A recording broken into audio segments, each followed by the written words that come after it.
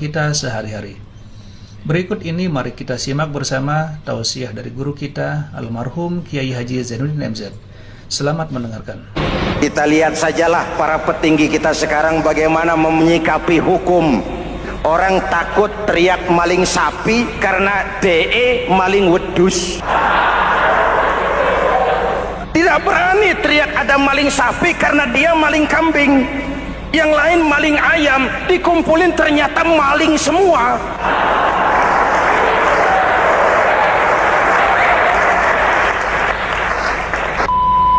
Assalamualaikum warahmatullahi Muhammadin wa ala alihi wa sahbihi ajma'in, amma ba'du. Hadirin hadirat ma'asyiral muslimin yang saya cintai, ada sebuah cerita pendek. Seorang pengendara sepeda motor ditangkap oleh Pak Polisi, lalu diperiksa. Ini motor siapa? Pinjam Pak. Helm? Pinjam. SIM? Pinjam. Kata Pak Polisi, tidak boleh begini. Marah yang naik sepeda motor. Pak Polisi bagaimana? Kok tidak boleh? Yang punya saja bilang boleh.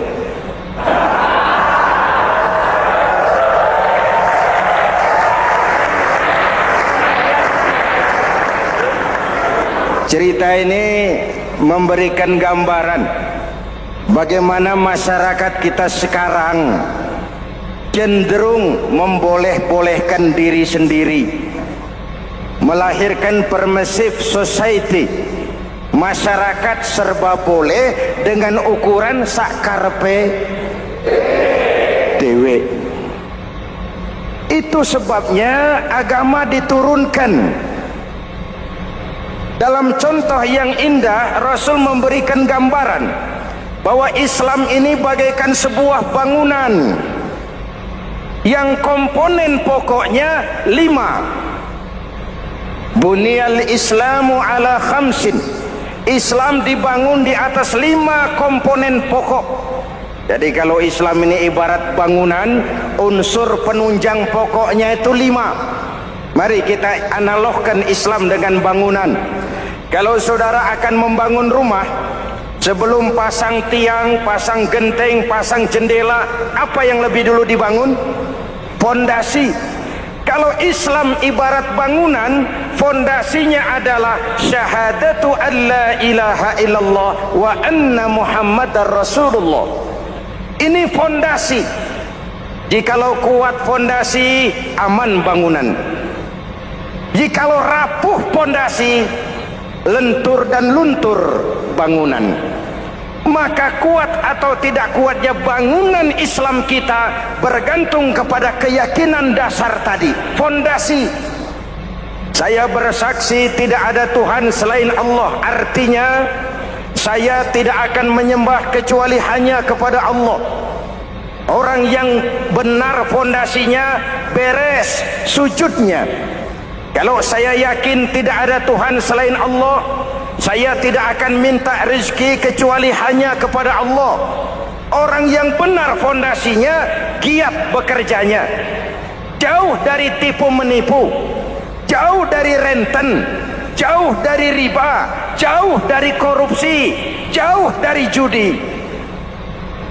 Keyakinan memberikan warna terhadap bentuk kepribadian.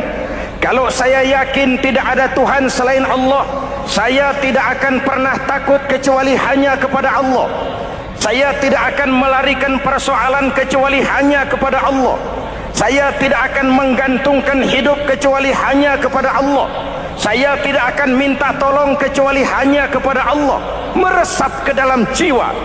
Untuk keyakinan seperti ini, orang-orang tua kita dahulu berlinang air mata, bersimbah darah, bahkan berkorban nyawa, melaksanakan hijrah untuk mempertahankan keyakinan.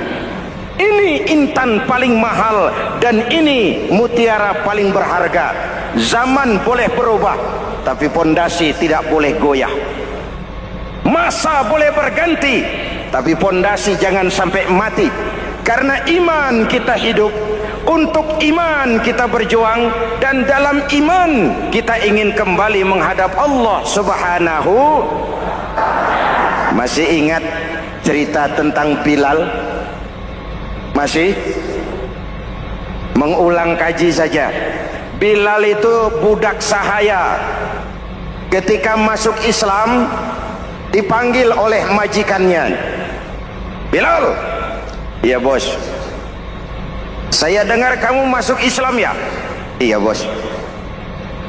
Kok berani-beraninya kamu masuk Islam? Memangnya kamu budak siapa Bilal? Ya budak bos. Bos. Kamu kerja sama siapa? Sama bos. Bos. Yang gaji kamu siapa? Ya bos. Nah, kamu kan ngerti Bilal, kamu budak saya, kamu kerja dengan saya, yang gaji kamu saya, yang beri makan saya. Kenapa kok beraninya masuk Islam padahal kamu belum saya kasih izin? Bos, bos boleh beli badan saya, tapi jangan mimpi bisa membeli jiwa saya. Tuhan boleh kuasai badan saya, tapi jangan mimpi bisa menguasai keyakinan saya. Saya memang benar Tuhan yang gaji, tapi kan saya digaji, saya kerja. Kerja itu kewajiban saya, gaji itu hak saya. Soal keyakinan jangan ikut campur bos.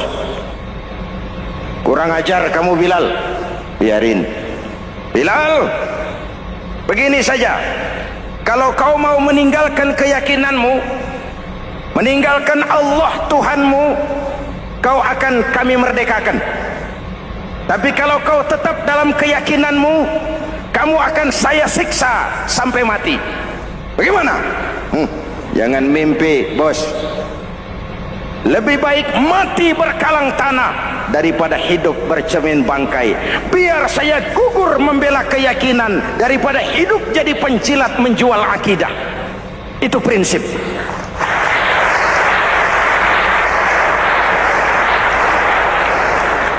Gendeng kamu. Ayo siksa. Tangannya diikat, dihimpit dengan batu berat, dijemur dengan terik matahari padang pasir, terkelupas kulitnya, mengalir darah dari sekujur badannya, pecah bibirnya. Ayo Bilal, tetap bertuhan Allah dan kau akan mati di sini, atau kembali ke agama lama, kau jadi merdeka. Dari bibir yang pecah itu cuma keluar Allahu Ahad. Bilal budak badannya, merdeka jiwanya, maka namanya ditulis dengan tinta emas dalam sejarah. Kita zaman sekarang merdeka badan kita, tapi sering budak mental dan jiwa kita, maka sejarah tidak pernah mau mencatat kita.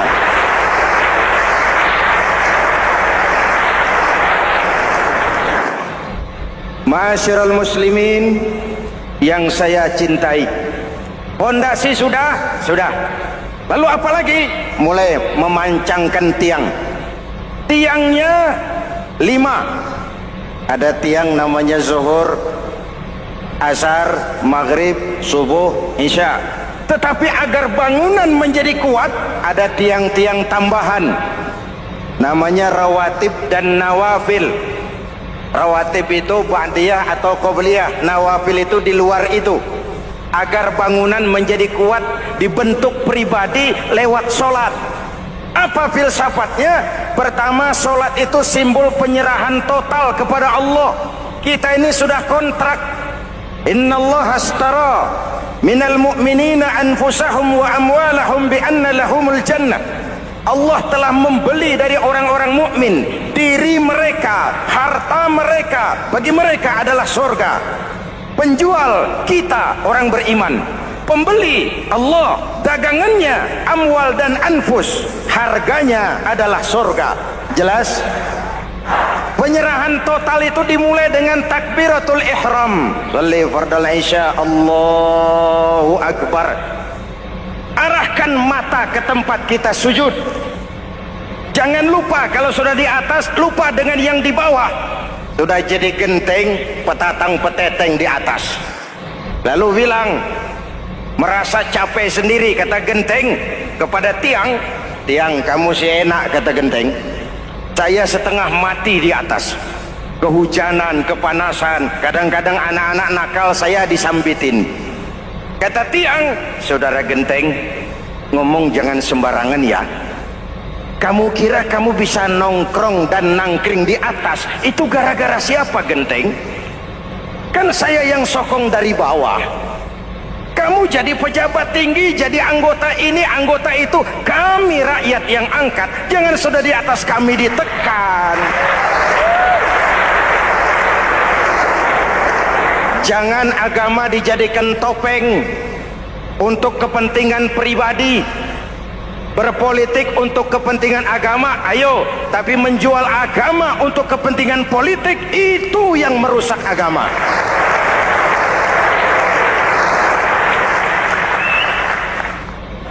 Ini kan kita lagi prihatin sedang meluncur kasus Bulog Gate 2. Innalillahi wa inna ilaihi raji'un. Kita lihat sajalah para petinggi kita sekarang bagaimana menyikapi hukum. Sebab saya dengar ada bargaining, orang takut teriak maling sapi karena DE maling wedus. Tidak berani teriak ada maling sapi karena dia maling kambing. Yang lain maling ayam, dikumpulin ternyata maling semua.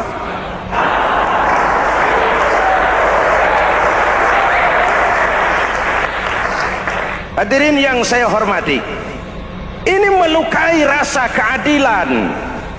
Oleh karena itu sholat mengajarkan kepada kita, dalam posisi berdiri, lihat tempat sujudmu, jangan menteleng terus ke atas lalu lupa dari mana kita berangkat. Itulah maknanya tawadhu, rendah hati, tidak melonjak angku dan sombong. Ada sebuah hadis Rasulullah bersabda, idza aradallahu biqaumin khairan, apabila Allah menginginkan kebaikan kepada satu bangsa, apabila Allah menginginkan kebaikan kepada satu kelompok rakyat, walla alaihim khulama'uhum, maka yang naik jadi pemimpin adalah orang-orang yang santun, orang-orang yang lemah lembut, bukan orang yang menggunakan kekerasan dan tiran. Sedikit-sedikit main pecah, itu terlambat lahir.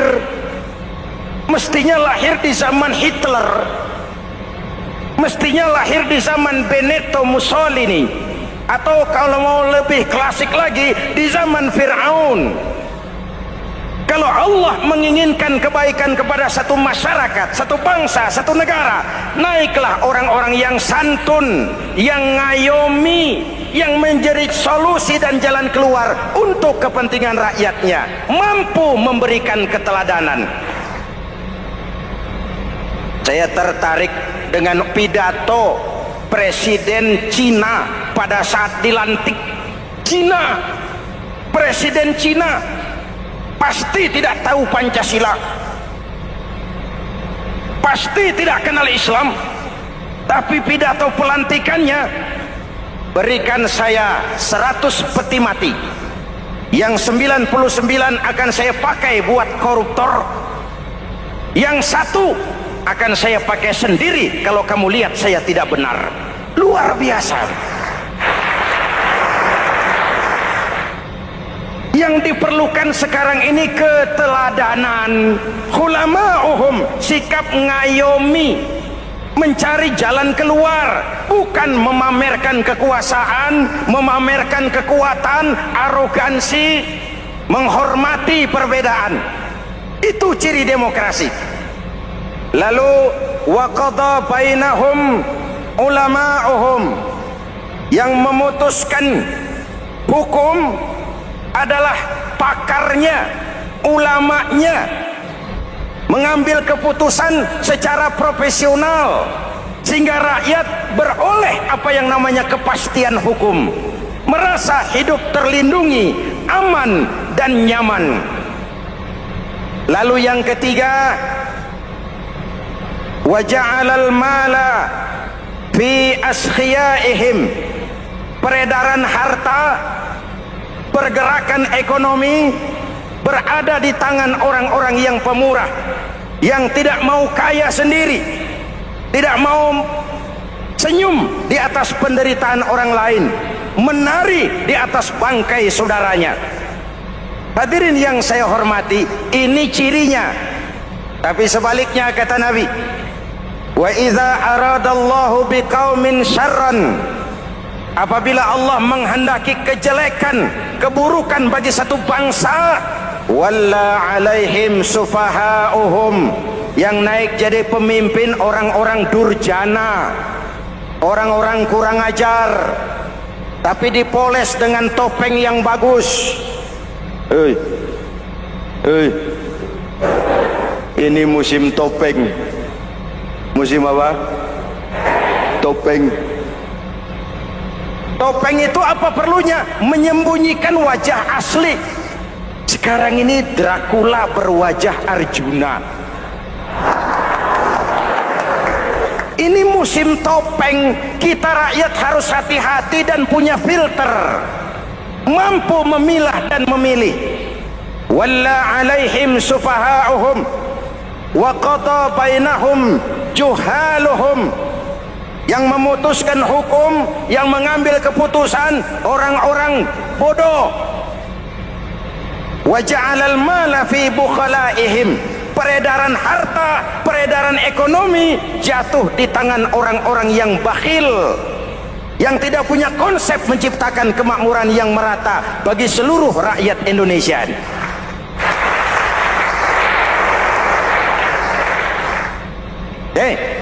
Kita kembali kepada tiang. Ini kan lagi cerita tiang tadi ya. Kalau sedang berdiri, lihat tempat sujud, jangan menteleng terus ke atas.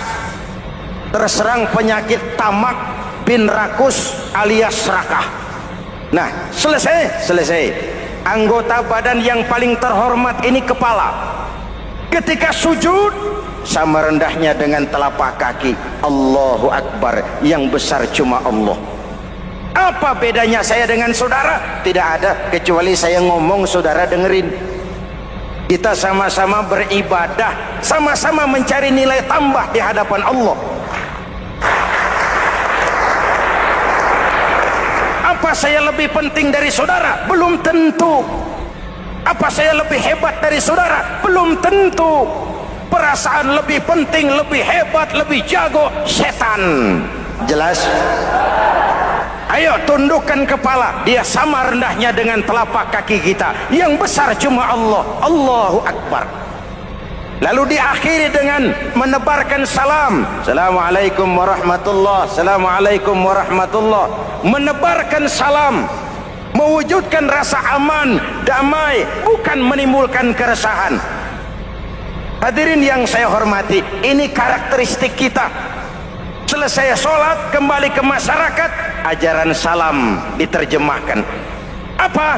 Rasulullah sallallahu alaihi wasallam bersabda, "Ufsus salam, wasilul arham, wa at'imut ta'am, wa sallu bil laili wan nasu niyam, tadkhulul jannata bisalam." Pertama, ufsus salam, tebarkan salam. Tebarkan salam itu bukan cuma kalau ketemu orang assalamualaikum, assalamualaikum. Ya, itu zahirnya. Tetapi hidup di tengah masyarakat memberikan rasa aman, rasa damai, menjadi pengayom bagi lingkungan, menjadi rahmah bagi semesta. Dalam Islam jangankan manusia, binatang saja dilindungi kok. Betul? Betul? Coba kalau belajar istinja itu kan makruh buang air kecil di tanah yang berlubang. Kenapa? Pertama, melindungi binatang yang ada dalam lubang. Siapa tahu di lubang yang saudara kencingi ada semut sedang rapat membahas Bologet jilid 2. Apa dosanya lalu mati dikencingi? Ini namanya rahmatan lis semut. Binatang saja dilindungi. Ada hadis, kalau kamu menyembelih hewan, sembelilah dengan cara yang terbaik. Jangan menyembelih ayam dengan pisau tumpul. Ini ajaran apa? Ajaran tentang peri kebinatangan.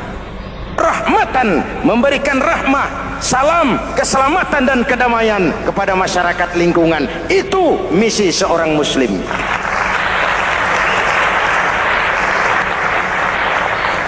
Hadirin hadirat ma'asyiral muslimin yang saya cintai, saya kembali kepada pesan Nabi tadi itu. Pertama, ufsus salam, sebarkan salam. Sekarang ini kan yang banyak sebarkan isu, sebarkan fitnah, hancurkan nama baik orang, hantam orang di mana-mana. Padahal yang diajarkan ufsus salam, sebarkan perdamaian, bukan permusuhan. Cari kebenaran, bukan kemenangan. Lalu yang kedua, wasilul arham, sambungkan silaturahmi, tegakkan semangat kekeluargaan dan persaudaraan. Karena kita sudah diikat dengan tali akidah. Mari kita saling bertanya setelah lewat hari-hari yang dimana kita seperti saling berhadapan, seperti tercabut dari akar budaya kita sebagai bangsa. Semangat gotong royong, semangat kekeluargaan makin lentur dan luntur, dan perlu kita angkat kembali ke permukaan. Silul arham, sambungkan semangat silaturahmi. Wa at'imut ta'am, berikan makan orang-orang yang kelaparan. Mempunyai kepekaan dan kepedulian. Jangan menari di atas penderitaan orang, jangan tersenyum di atas isak tangis tetangga. At'imut ta'am, mempunyai kepedulian yang tinggi. Wa sallu bil laili wan nasu niyam, bangunlah di keheningan malam ketika orang sedang tidur. Istilah saya, kalau mau telepon Allah, jangan lupa nomor teleponnya, 44342, jumlahnya 17. Zuhur, asar, maghrib, isya, subuh, 44342. Jangan ragu-ragu. Kalau angka cukup, telepon sambung. Kalau angka kurang, hati-hati salah sambung. Pak, mau sambung yang lebih cepat bagaimana? Bisa. Selain nomor itu, coba pakai sambungan langsung jarak jauh, namanya SLJJ. Kapan? Tengah malam. Kenapa tengah malam? Lebih murah. Lebih murah. Saluran kosong, telepon jarang yang pakai, orang banyak tidur. Wa minal laili fatahajjad bihi nafilatan lak asa ayyab'athaka rabbuka maqaman mahmuda. Nun, di keheningan malam bangun. Seperti bapak-bapak, ibu-ibu sering bangun tengah malam ya Bu? Ya. Ngapain? Kalau bangun tengah malamnya sih saya percaya, cuma urusannya apa? Kira bangun tengah malam mau tahajud, malaikat sudah mau nulis, cuma buang air kecil, tidur lagi. Hampir salah tulis saya.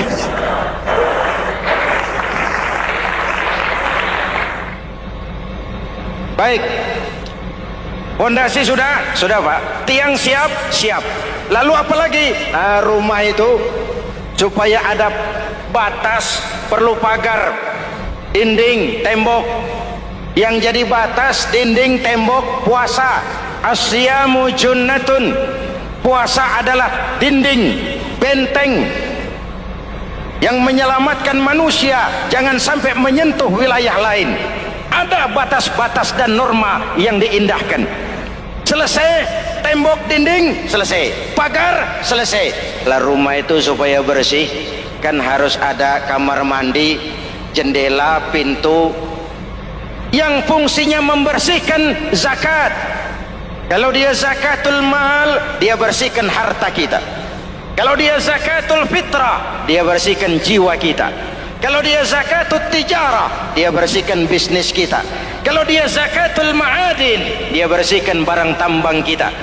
Karena itu dalam kitab-kitab fikih dikatakan zakat itu adalah harta yang tu'khazu min aghniyaihim wa turaddu ila fuqaraihim. Subhanallah, sangat luar biasa apa yang sudah disampaikan oleh guru kita almarhum Kiai Haji Zainuddin MZ. Sahabat beriman yang dimuliakan Allah, tetaplah di channel ini karena tausiah ini belum selesai. Dan masih banyak lagi hal-hal menarik yang akan disampaikan oleh guru kita almarhum Kiai Haji Zainuddin MZ. Maka dari itu tetaplah di sini dan mari kita lanjutkan kembali. Selamat mendengarkan. Jikalau kuat fondasi, aman bangunan. Jikalau rapuh fondasi, lentur dan luntur bangunan. Maka kuat atau tidak kuatnya bangunan Islam kita bergantung kepada keyakinan dasar tadi, fondasi. Saya bersaksi tidak ada Tuhan selain Allah, artinya saya tidak akan menyembah kecuali hanya kepada Allah. Orang yang benar fondasinya beres sujudnya. Kalau saya yakin tidak ada Tuhan selain Allah, saya tidak akan minta rezeki kecuali hanya kepada Allah. Orang yang benar fondasinya, giat bekerjanya, jauh dari tipu menipu, jauh dari renten, jauh dari riba, jauh dari korupsi, jauh dari judi. Keyakinan memberikan warna terhadap bentuk kepribadian. Kalau saya yakin tidak ada Tuhan selain Allah, saya tidak akan pernah takut kecuali hanya kepada Allah. Saya tidak akan melarikan persoalan kecuali hanya kepada Allah. Saya tidak akan menggantungkan hidup kecuali hanya kepada Allah. Saya tidak akan minta tolong kecuali hanya kepada Allah. Meresap ke dalam jiwa. Untuk keyakinan seperti ini, orang-orang tua kita dahulu berlinang air mata, bersimbah darah, bahkan berkorban nyawa, melaksanakan hijrah untuk mempertahankan keyakinan. Ini intan paling mahal dan ini mutiara paling berharga. Zaman boleh berubah, tapi fondasi tidak boleh goyah. Masa boleh berganti, tapi fondasi jangan sampai mati. Karena iman kita hidup, untuk iman kita berjuang, dan dalam iman kita ingin kembali menghadap Allah Subhanahu. Masih ingat cerita tentang Bilal?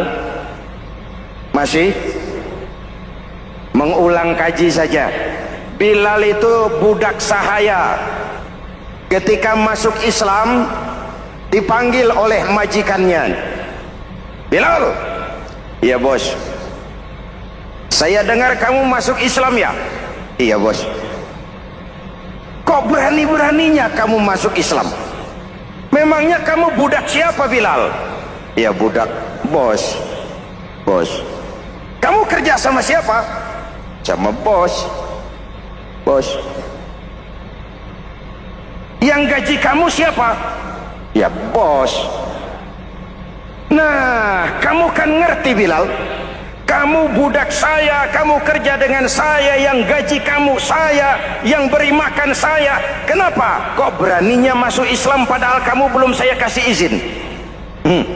Bos, bos boleh beli badan saya, tapi jangan mimpi bisa membeli jiwa saya. Tuhan boleh kuasai badan saya, tapi jangan mimpi bisa menguasai keyakinan saya. Saya memang benar Tuhan yang gaji, tapi kan saya digaji, saya kerja. Kerja itu kewajiban saya, gaji itu hak saya. Soal keyakinan jangan ikut campur bos. Kurang ajar kamu Bilal. Biarin Bilal, begini saja. Kalau kau mau meninggalkan keyakinanmu, meninggalkan Allah Tuhanmu, kau akan kami merdekakan. Tapi kalau kau tetap dalam keyakinanmu, kamu akan saya siksa sampai mati. Bagaimana? Jangan mimpi bos. Lebih baik mati berkalang tanah daripada hidup bercermin bangkai. Biar saya gugur membela keyakinan daripada hidup jadi penjilat menjual akidah. Itu prinsip.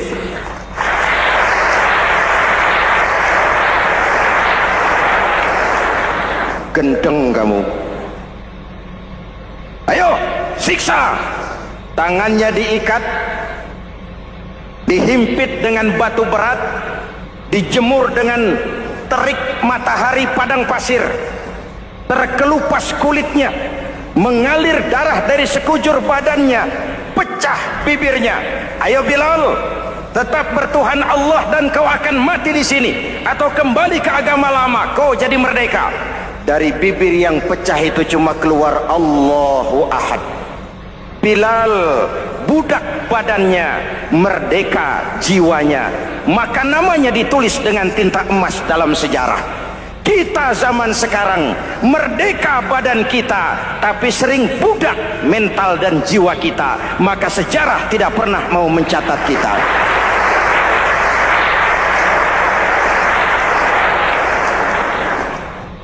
Ma'asyiral muslimin yang saya cintai, fondasi sudah. Lalu apa lagi? Mulai memancangkan tiang. Tiangnya 5. Ada tiang namanya zuhur, asar, maghrib, subuh, isya. Tetapi agar bangunan menjadi kuat, ada tiang-tiang tambahan. Namanya rawatib dan nawafil. Rawatib itu ba'diyah atau qobliyah, nawafil itu di luar itu. Agar bangunan menjadi kuat, dibentuk pribadi lewat solat. Apa filsafatnya? Pertama, solat itu simbol penyerahan total kepada Allah. Kita ini sudah kontrak. Innallaha astara minal mu'minina anfusahum wa amwalahum bi anna lahumul jannah.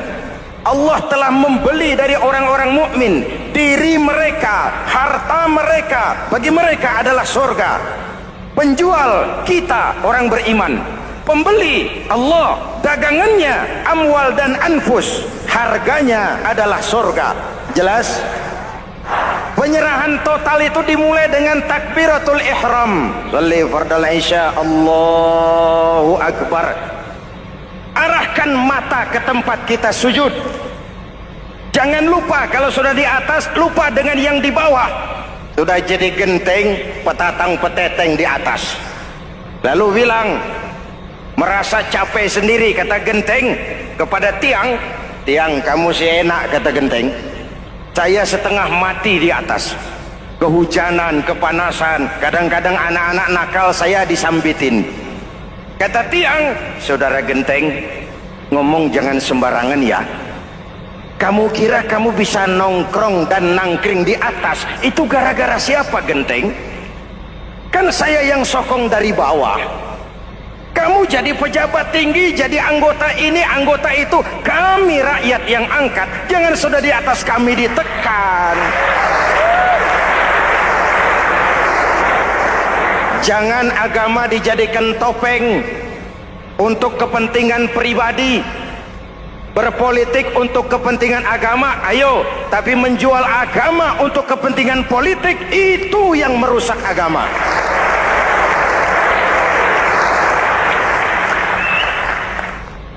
Ini kan kita lagi prihatin, sedang meluncur kasus Bulog Gate 2. Innalillahi wa inna ilaihi raji'un. Kita lihat sajalah para petinggi kita sekarang bagaimana menyikapi hukum. Sebab saya dengar ada bargaining, orang takut teriak maling sapi karena DE maling wedus. Tidak berani teriak ada maling sapi karena dia maling kambing. Yang lain maling ayam, dikumpulin ternyata maling semua.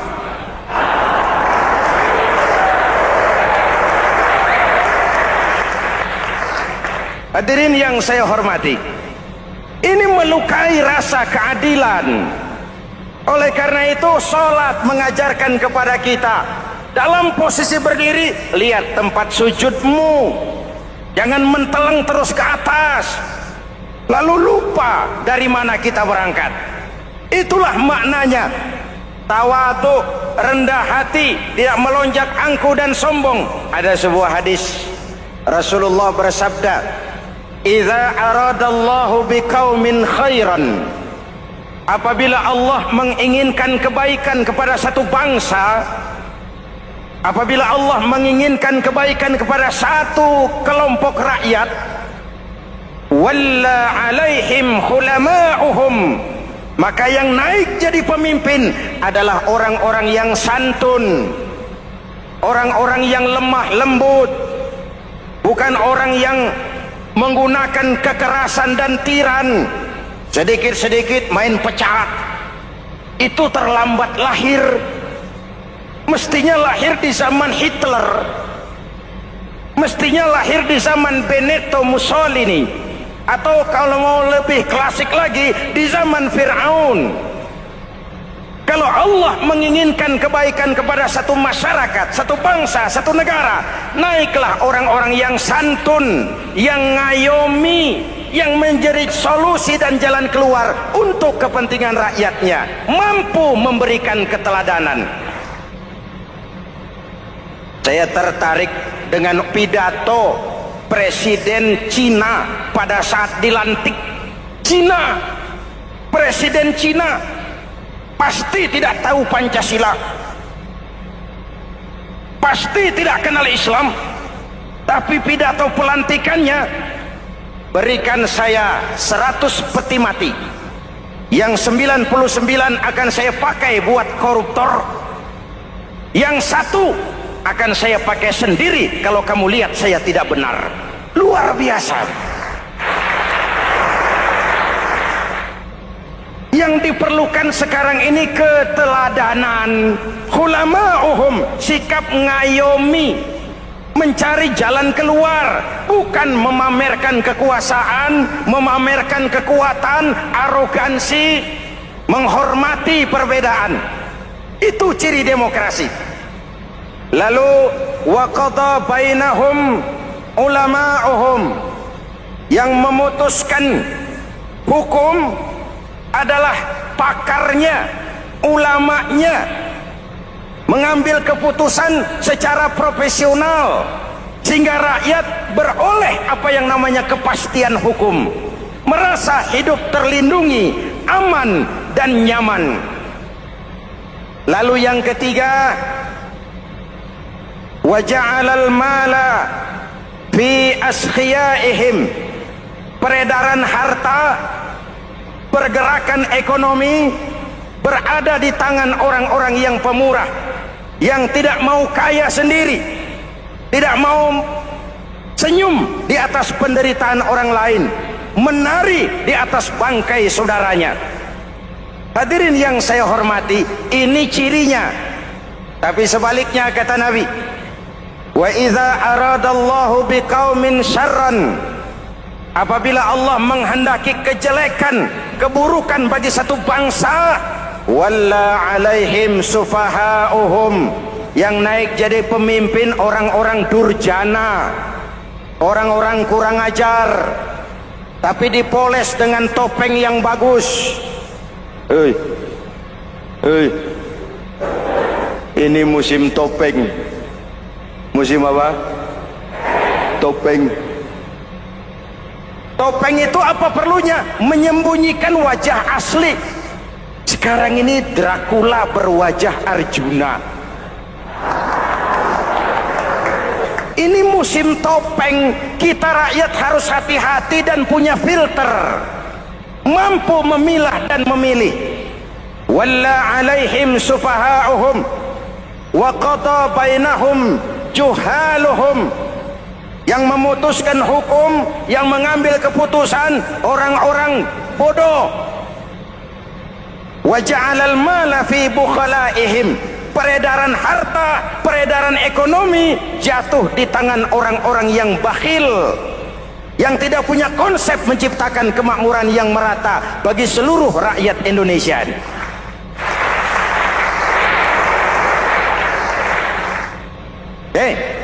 Kita kembali kepada tiang. Ini kan lagi cerita tiang tadi ya. Kalau sedang berdiri, lihat tempat sujud, jangan menteleng terus ke atas. Terserang penyakit tamak bin rakus alias serakah. Nah, selesai. Anggota badan yang paling terhormat ini kepala.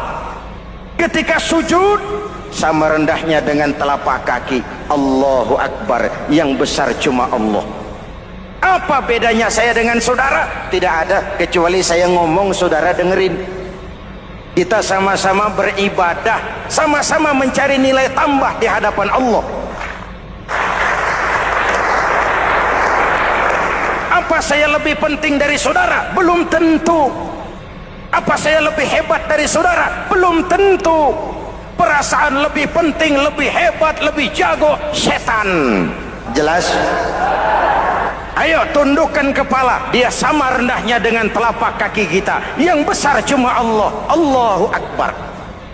Lalu diakhiri dengan menebarkan salam. Assalamualaikum warahmatullahi. Assalamualaikum warahmatullahi. Menebarkan salam, mewujudkan rasa aman, damai, bukan menimbulkan keresahan. Hadirin yang saya hormati, ini karakteristik kita. Selesai sholat, kembali ke masyarakat, ajaran salam diterjemahkan. Apa? Rasulullah sallallahu alaihi wasallam bersabda, "Ufsus salam, wasilul arham, wa at'imut ta'am, wa sallu bil laili wan nasu niyam, tadkhulul jannata bisalam." Pertama, ufsus salam, tebarkan salam. Tebarkan salam itu bukan cuma kalau ketemu orang assalamualaikum, assalamualaikum. Iya, itu zahirnya. Tetapi hidup di tengah masyarakat memberikan rasa aman, rasa damai, menjadi pengayom bagi lingkungan, menjadi rahmah bagi semesta. Dalam Islam jangankan manusia, binatang saja dilindungi kok. Betul? Betul? Coba kalau belajar istinja itu kan makruh buang air kecil di tanah yang berlubang. Kenapa? Pertama, melindungi binatang yang ada dalam lubang. Siapa tahu di lubang yang saudara kencingi ada semut sedang rapat. Membahas Bologet jilid 2. Apa dosanya lalu mati dikencingi? Ini namanya rahmatan lis semut. Binatang saja dilindungi. Ada hadis, kalau kamu menyembelih hewan, sembelilah dengan cara yang terbaik. Jangan menyembelih ayam dengan pisau tumpul. Ini ajaran apa? Ajaran tentang beri kebinatangan. Rahmatan, memberikan rahmah, salam, keselamatan dan kedamaian kepada masyarakat lingkungan. Itu misi seorang muslim.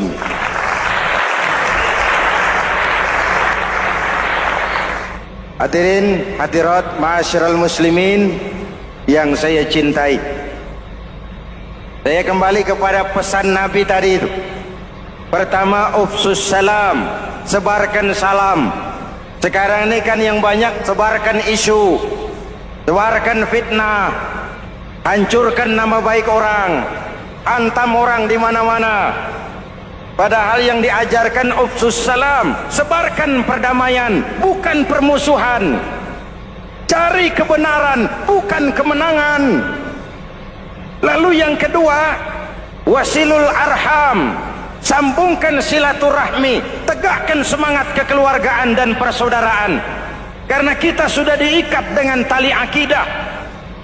Mari kita saling bertanya setelah lewat hari-hari yang dimana kita seperti saling berhadapan, seperti tercabut dari akar budaya kita sebagai bangsa. Semangat gotong royong, semangat kekeluargaan makin lentur dan luntur, dan perlu kita angkat kembali ke permukaan. Silul arham, sambungkan semangat silaturahmi. Wa at'imut ta'am, berikan makan orang-orang yang kelaparan. Mempunyai kepekaan dan kepedulian. Jangan menari di atas penderitaan orang, jangan tersenyum di atas isak tangis tetangga. At'imut ta'am, mempunyai kepedulian yang tinggi. Wa sallu bil laili wan nasu niyam, bangunlah di keheningan malam ketika orang sedang tidur. Istilah saya, kalau mau telepon Allah, jangan lupa nomor teleponnya, 44342, jumlahnya 17.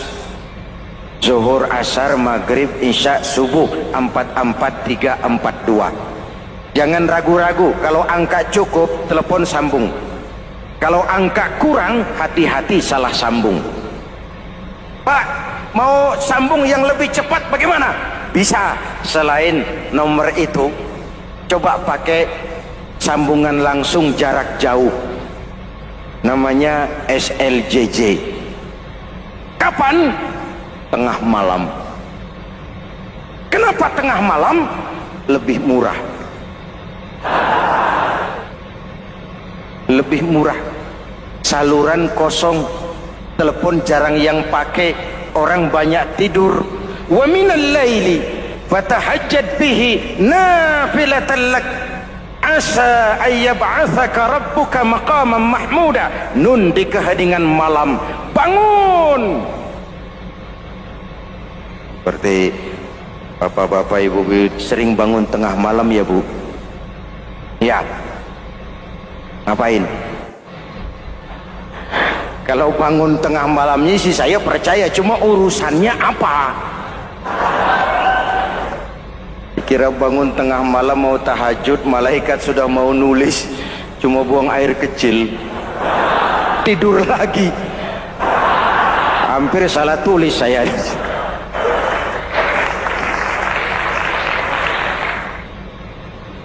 Baik, fondasi sudah Pak. Tiang siap, siap.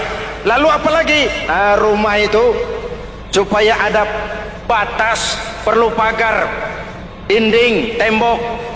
Yang jadi batas, dinding, tembok, puasa. Asyamu junnatun. Puasa adalah dinding, benteng yang menyelamatkan manusia jangan sampai menyentuh wilayah lain. Ada batas-batas dan norma yang diindahkan. Selesai, tembok, dinding, selesai. Pagar, selesai. Lah rumah itu supaya bersih kan harus ada kamar mandi, jendela, pintu yang fungsinya membersihkan zakat. Kalau dia zakatul mal, dia bersihkan harta kita. Kalau dia zakatul fitrah, dia bersihkan jiwa kita. Kalau dia zakatul tijarah, dia bersihkan bisnis kita. Kalau dia zakatul ma'adin, dia bersihkan barang tambang kita. Karena itu dalam kitab-kitab fikih dikatakan zakat itu adalah harta yang tu'khazu min aghniyaihim wa turaddu ila fuqaraihim. Jikalau kuat fondasi, aman bangunan. Jikalau rapuh fondasi, lentur dan luntur bangunan. Maka kuat atau tidak kuatnya bangunan Islam kita bergantung kepada keyakinan dasar tadi, fondasi. Saya bersaksi tidak ada Tuhan selain Allah, artinya saya tidak akan menyembah kecuali hanya kepada Allah. Orang yang benar fondasinya beres sujudnya. Kalau saya yakin tidak ada Tuhan selain Allah, saya tidak akan minta rezeki kecuali hanya kepada Allah. Orang yang benar fondasinya, giat bekerjanya, jauh dari tipu menipu, jauh dari renten, jauh dari riba, jauh dari korupsi, jauh dari judi. Keyakinan memberikan warna terhadap bentuk kepribadian. Kalau saya yakin tidak ada Tuhan selain Allah, saya tidak akan pernah takut kecuali hanya kepada Allah. Saya tidak akan melarikan persoalan kecuali hanya kepada Allah. Saya tidak akan menggantungkan hidup kecuali hanya kepada Allah. Saya tidak akan minta tolong kecuali hanya kepada Allah. Meresap ke dalam jiwa. Untuk keyakinan seperti ini, orang-orang tua kita dahulu berlinang air mata, bersimbah darah, bahkan berkorban nyawa, melaksanakan hijrah untuk mempertahankan keyakinan. Ini intan paling mahal dan ini mutiara paling berharga. Zaman boleh berubah, tapi pondasi tidak boleh goyah. Masa boleh berganti, tapi pondasi jangan sampai mati. Karena iman kita hidup, untuk iman kita berjuang, dan dalam iman kita ingin kembali menghadap Allah Subhanahu. Masih ingat cerita tentang Bilal? Masih? Mengulang kaji saja. Bilal itu budak sahaya.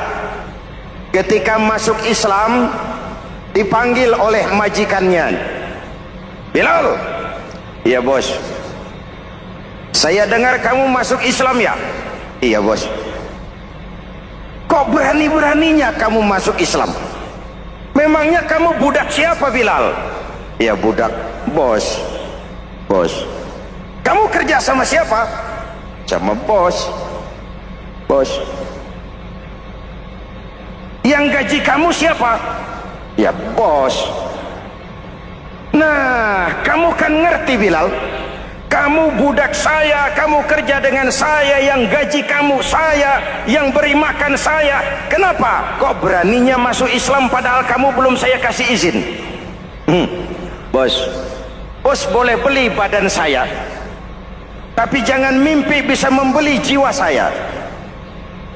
Tuhan boleh kuasai badan saya, tapi jangan mimpi bisa menguasai keyakinan saya.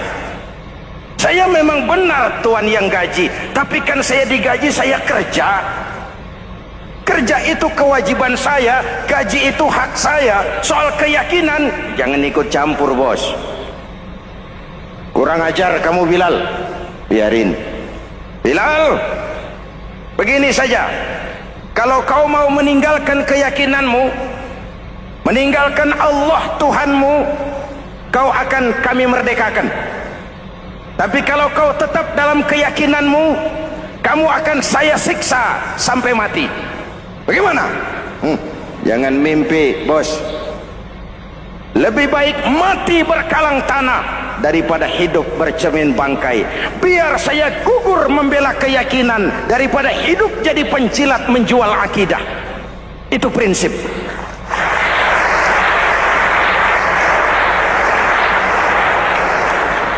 Gendeng kamu. Ayo siksa. Tangannya diikat, dihimpit dengan batu berat, dijemur dengan terik matahari padang pasir, terkelupas kulitnya, mengalir darah dari sekujur badannya, pecah bibirnya. Ayo Bilal, tetap bertuhan Allah dan kau akan mati di sini, atau kembali ke agama lama, kau jadi merdeka.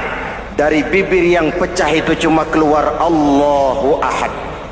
Bilal budak badannya, merdeka jiwanya, maka namanya ditulis dengan tinta emas dalam sejarah.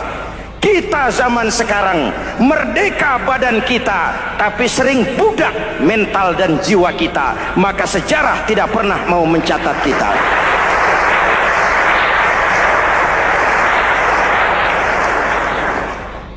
Masyarul muslimin yang saya cintai, fondasi sudah. Lalu apa lagi? Mulai memancangkan tiang. Tiangnya 5. Ada tiang namanya zuhur, asar, maghrib, subuh, isya. Tetapi agar bangunan menjadi kuat, ada tiang-tiang tambahan namanya rawatib dan nawafil. Rawatib itu ba'diyah atau qobliyah, nawafil itu di luar itu. Agar bangunan menjadi kuat, dibentuk pribadi lewat sholat. Apa filsafatnya? Pertama, sholat itu simbol penyerahan total kepada Allah. Kita ini sudah kontrak. Innallaha astara minal mu'minina anfusahum wa amwalahum bi anna lahumul jannah. Allah telah membeli dari orang-orang mukmin diri mereka, harta mereka, bagi mereka adalah surga. Penjual kita orang beriman, pembeli Allah, dagangannya amwal dan anfus, harganya adalah surga. Jelas? Penyerahan total itu dimulai dengan takbiratul ihram. Shalli fardal isya, Allahu akbar. Arahkan mata ke tempat kita sujud. Jangan lupa kalau sudah di atas, lupa dengan yang di bawah. Sudah jadi genteng, petatang peteteng di atas. Lalu bilang, merasa capek sendiri, kata genteng kepada tiang. Tiang, kamu sih enak, kata genteng.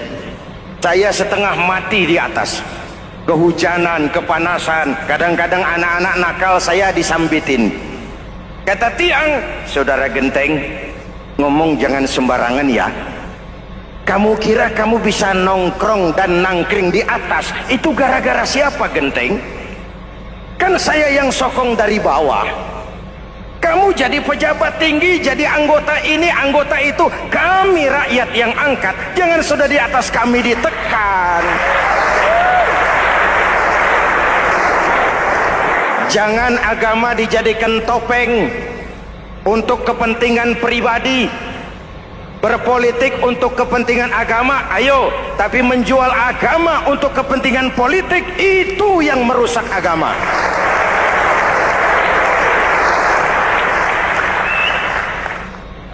Ini kan kita lagi prihatin sedang meluncur kasus Bulog Gate 2. Innalillahi wa inna ilaihi raji'un.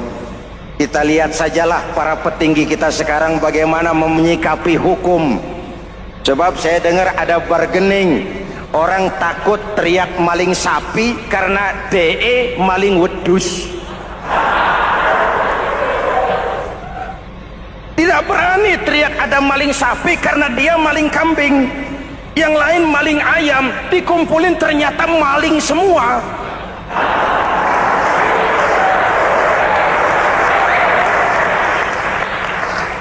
Hadirin yang saya hormati, ini melukai rasa keadilan.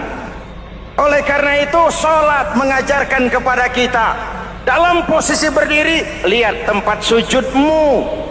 Jangan menteleng terus ke atas lalu lupa dari mana kita berangkat. Itulah maknanya tawadhu, rendah hati, tidak melonjak angku dan sombong. Ada sebuah hadis Rasulullah bersabda, "Idza aradallahu biqaumin khairan." Apabila Allah menginginkan kebaikan kepada satu bangsa, apabila Allah menginginkan kebaikan kepada satu kelompok rakyat, walla alaihim khulama'uhum, maka yang naik jadi pemimpin adalah orang-orang yang santun, orang-orang yang lemah lembut, bukan orang yang menggunakan kekerasan dan tiran, sedikit-sedikit main pecat. Itu terlambat lahir. Mestinya lahir di zaman Hitler, mestinya lahir di zaman Benito Mussolini, atau kalau mau lebih klasik lagi di zaman Fir'aun.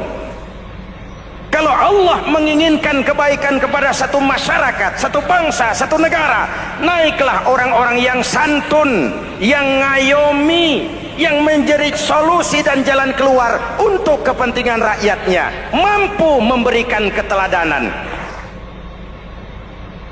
Saya tertarik dengan pidato Presiden Cina pada saat dilantik. Cina, Presiden Cina pasti tidak tahu Pancasila,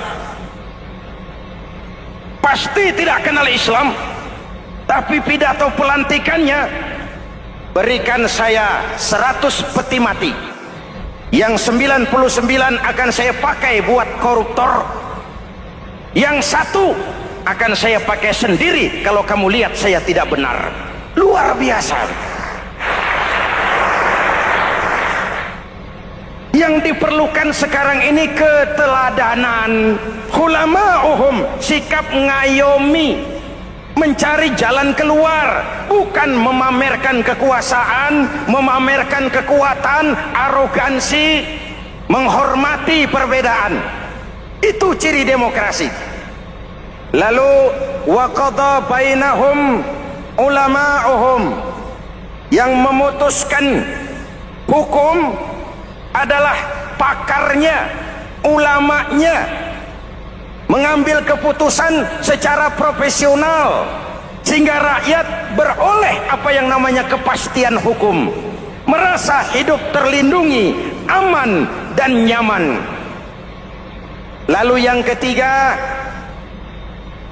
wa ja'alal mala fi askhiyaihim, peredaran harta, pergerakan ekonomi berada di tangan orang-orang yang pemurah, yang tidak mau kaya sendiri, tidak mau senyum di atas penderitaan orang lain, menari di atas bangkai saudaranya.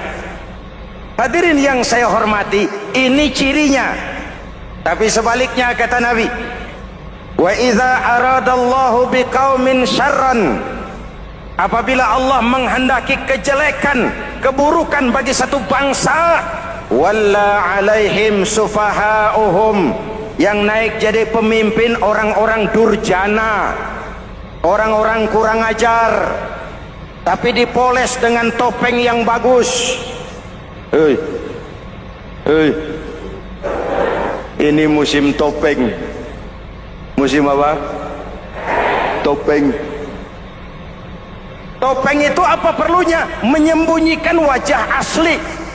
Sekarang ini Dracula berwajah Arjuna. Ini musim topeng. Kita rakyat harus hati-hati dan punya filter, mampu memilah dan memilih.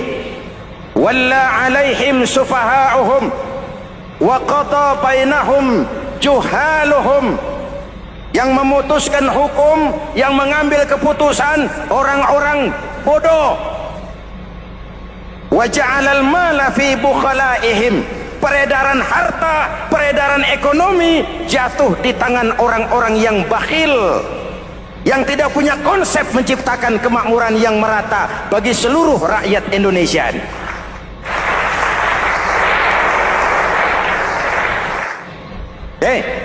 Kita kembali kepada tiang.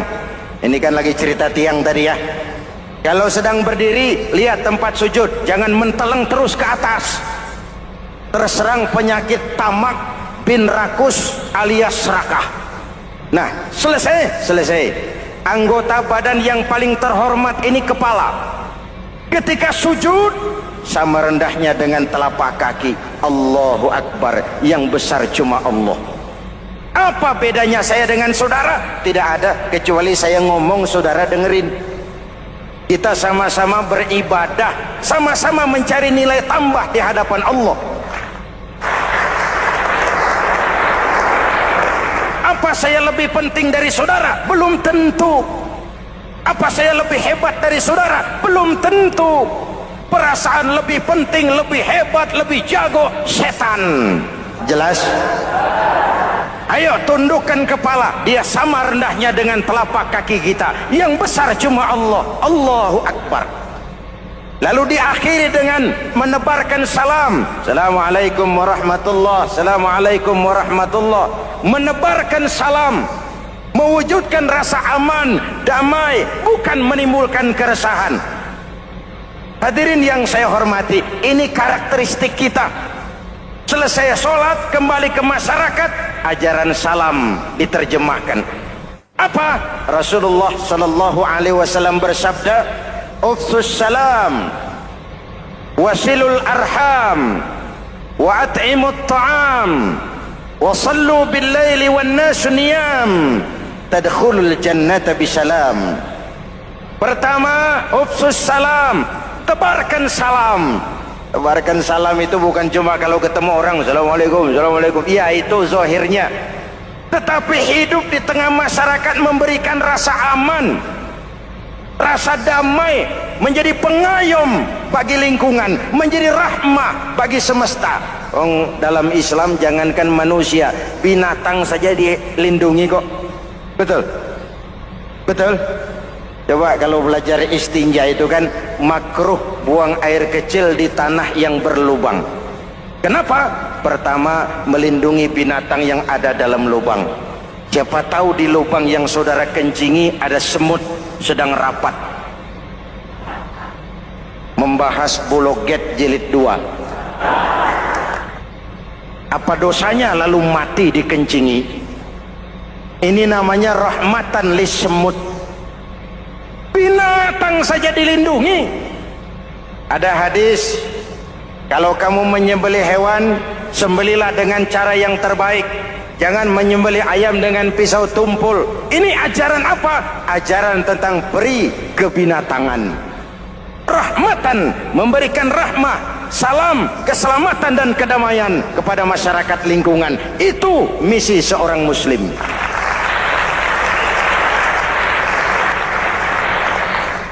Hadirin hadirat ma'asyiral muslimin yang saya cintai, saya kembali kepada pesan Nabi tadi itu. Pertama, ufsus salam, sebarkan salam. Sekarang ini kan yang banyak sebarkan isu, sebarkan fitnah, hancurkan nama baik orang, hantam orang di mana-mana.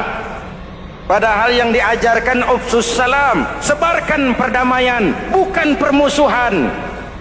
Cari kebenaran, bukan kemenangan. Lalu yang kedua, wasilul arham, sambungkan silaturahmi, tegakkan semangat kekeluargaan dan persaudaraan. Karena kita sudah diikat dengan tali akidah. Mari kita saling bertanya setelah lewat hari-hari yang dimana kita seperti saling berhadapan, seperti tercabut dari akar budaya kita sebagai bangsa. Semangat gotong royong, semangat kekeluargaan makin lentur dan luntur, dan perlu kita angkat kembali ke permukaan. Silul arham, sambungkan semangat silaturahmi. Wa at'imut ta'am, berikan makan orang-orang yang kelaparan, mempunyai kepekaan dan kepedulian. Jangan menari di atas penderitaan orang, jangan tersenyum di atas isak tangis tetangga. At'imut ta'am, mempunyai kepedulian yang tinggi.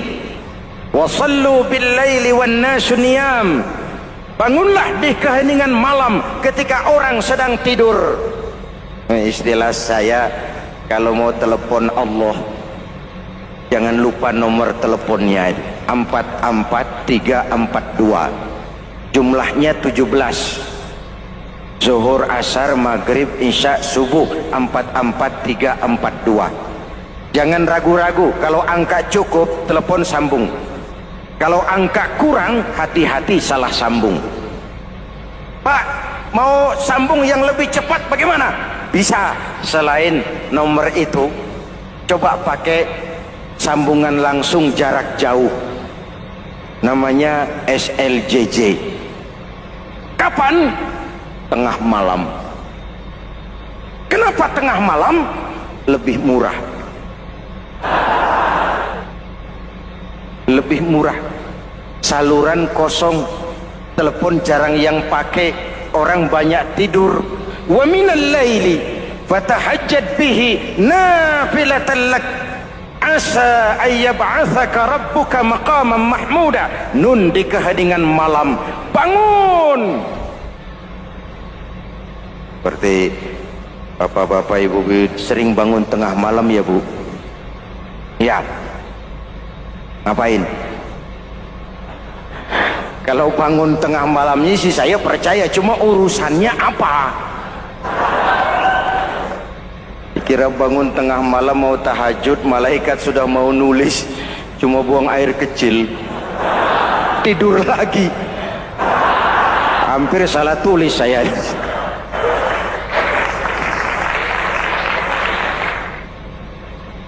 Baik, pondasi sudah Pak, tiang siap, lalu apa lagi? Nah, rumah itu supaya ada batas, perlu pagar, dinding, tembok. Yang jadi batas, dinding, tembok, puasa. Asyamu junnatun, puasa adalah dinding, benteng yang menyelamatkan manusia jangan sampai menyentuh wilayah lain.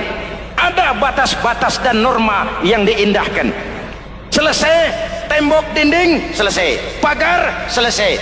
Lah rumah itu supaya bersih kan harus ada kamar mandi, jendela, pintu yang fungsinya membersihkan zakat.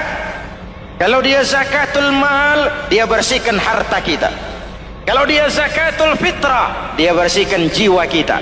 Kalau dia zakatul tijarah, dia bersihkan bisnis kita. Kalau dia zakatul ma'adin, dia bersihkan barang tambang kita. Karena itu dalam kitab-kitab fikih dikatakan zakat itu adalah harta yang tu'khazu min aghniyaihim wa turaddu ila fuqaraihim. Alhamdulillahirrabbilalamin. Itulah tadi tausiah yang sangat luar biasa yang disampaikan oleh guru kita almarhum Kiai Haji Zainuddin MZ. Tentunya banyak sekali ilmu, hikmah, dan manfaat yang bisa kita jadikan pelajaran dalam kehidupan kita sehari-hari. Sahabat beriman yang dimuliakan Allah, mari kita doakan guru kita Semoga beliau diampuni segala dosa-dosanya dan dilapangkan kuburnya. Dan buat sahabat semua yang sudah menonton tausiah ini sampai selesai, saya ucapkan terima kasih banyak. Semoga Allah Subhanahu wa Ta'ala senantiasa selalu melimpahkan rahmat dan karunia-Nya kepada sahabat semua. Selalu diberikan kesehatan, dimudahkan segala urusannya, dan dilancarkan rezekinya. Amin ya Rabbal Alamin. Sahabat beriman yang dimuliakan Allah, demikian yang dapat saya bagikan. Kurang lebihnya mohon maaf. Wabillahi taufiq wal hidayah. Wassalamualaikum warahmatullahi wabarakatuh. Setelah kita dengarkan bersama tausiah yang sudah disampaikan oleh guru kita Al-Maghfurullah Kiai Haji Zainuddin MZ, sekarang mari kita lanjutkan aktivitas kita masing-masing. Buat sahabat semua, saya ucapkan selamat beraktivitas. Semoga selalu diberikan kesehatan, dimudahkan segala urusannya, dan dilancarkan rezekinya. Sampai bertemu lagi di kajian berikutnya. Wassalamualaikum warahmatullahi wabarakatuh.